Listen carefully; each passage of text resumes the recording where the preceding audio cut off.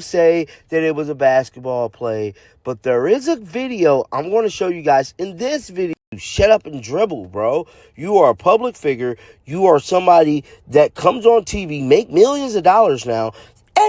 Delay, a slight delay, it forces your breath out completely. To find out, she probably damn near broke a rib, bro. Obey physics. When she flagrantly fouls, she is supposed to that up. How do you? She's clearly into her body and just having a game like this, doing a road trip. How's that? The way that we did, but I thought we found the best shot on the floor, and when you do that, your percentages are going to be higher. So just really proud of this group. And this video opens by comparing what happened between Chelsea Gray and Caitlin Clark to the Alyssa Thomas incident a few weeks earlier, and I want to slow down right here before we go any further, because the two situations are not actually the same. Thomas's contact was reviewed and upgraded to a flagrant 2 with a suspension. Gray's play was also reviewed by officials for a possible hostile act, and the review upheld the original call, a common foul on Clark, not on Gray. That distinction matters for everything that follows. Injury. Now, I don't know what it is with these people always want to play victim, but I'm telling you right now, if you're going to pull the race card, you don't want me to pull up my damn comments. That's all I'm going to say. So now, Chelsea Gray is claiming that she's receiving some, oh my God, just such bad comments. Here's Chelsea Gray's actual quote, in full context. She posted a screenshot of a message she received after the game and wrote, "People act like we just make this up, and the audacity to tell us as athletes to shut up and dribble." That phrase wasn't Gray being dismissive of anyone. It was part of a message directed at her that, according to her own account, also included a racial slur. That's a real person disclosing real racist abuse, and it deserves to be treated as exactly that, not brushed off as playing victim. Y'all can use it against it. Y'all do it. I understand it. I understand anytime you can kick Caitlin while she's down, you nasty individuals are going to do it. I understand that. But when it comes to logic, y'all don't. So as you guys heard in that clip right there, that's exactly what happened to Caitlin Clark. She got hit, took a couple seconds, and went straight to her knees. Damn shame. I just gotta keep it real. It's getting that fucking bad with these assaults on Caitlin Clark. Chelsea Gray got Caitlin Clark. This video includes a breakdown clip trying to explain the physiology of a liver shot, to argue Clark's reaction proves she took a devastating blow. I'll be straight with you. That's a lot of dramatic packaging for a play that officials reviewed in real time and didn't escalate. Real medical explanations for combat sports liver shots don't automatically transfer onto a basketball elbow to the midsection during a drive, and stacking that kind of language on top of a common foul is exactly how a routine basketball play gets inflated into something it wasn't ruled to be. I think for us it's about making sure that we stay consistent through 4 quarters. Sophie, you were on fire today, obviously. When did you feel like you had it going and sustaining the whole game can be hard? no, I think that's what it is to be a pro, is just to stay ready. When you have megastars on your team, you know they're going to get the majority of the shots, as they should. And so as others, we just got to be prepared to knock it down when we get the ball. Yeah, Steph, just having a game like this, doing a road trip. How's that going? Is it? It's huge. It's huge. You know, I thought our team was tough-minded. We withstood that run in the third quarter. The framing here, it's getting that bad with these assaults on Caitlin Clark, is worth pushing back on directly. One incident this season, the Thomas play, was genuinely reviewed and upgraded. This one wasn't. Lumping every hard foul into the same assault bucket doesn't hold up once you actually check what the league's own review process concluded in each case. Longevity and continuity, what else can you say about her? I mean, Kelsey's awesome. She shows up every single day and she gives us everything she has. And I think, you know, just how long she's been wearing a Fever jersey, I mean, you can see it. She continues to show up every single day. She hoops out of her mind. She is the fastest guard I've ever seen in my life. And so for her to continue to do that and make teams guard her, I mean, she deserves the world. So. And then just for Steph, Maisha didn't play tonight. Did anything come up with her injury-wise? No, Maisha had a family thing that she was dealing with. Here's the actual play, and it's worth watching for what it really shows. Gray driving, faking a couple of times, catching Clark with an elbow to the midsection while pivoting into her shot, and Clark going down immediately afterward. That's real, physical, competitive basketball. It's also exactly the kind of contact that happens in the paint constantly across this league, which is part of why so much of the fan reaction to this specific play went the opposite direction from what this video suggests. You are somebody that comes on TV, make millions of dollars now.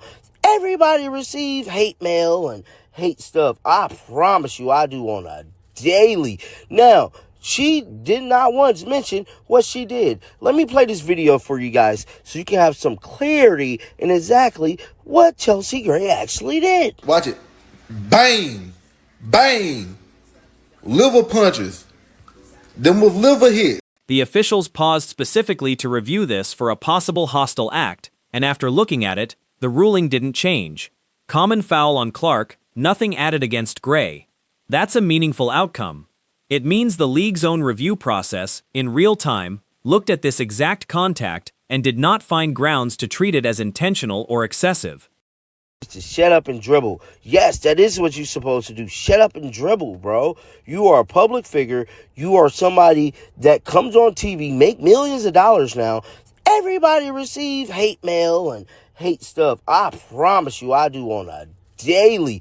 Now, she did not once mention what she did. Let me play this video for you guys so you can have some clarity. A lot of the reaction to this play, from actual fans and mainstream sports outlets, not just this video, went toward criticizing Clark for what looked like an exaggerated response, with plenty of people calling it the most obvious flop of the WNBA season. I'm not saying that take is definitely right either. Athletes absorb real contact that doesn't always look dramatic on replay, but it's the far more common read of this specific play than the near broken rib framing being pushed here. Endure the physicality that is coming her way. This is so jacked up, bro.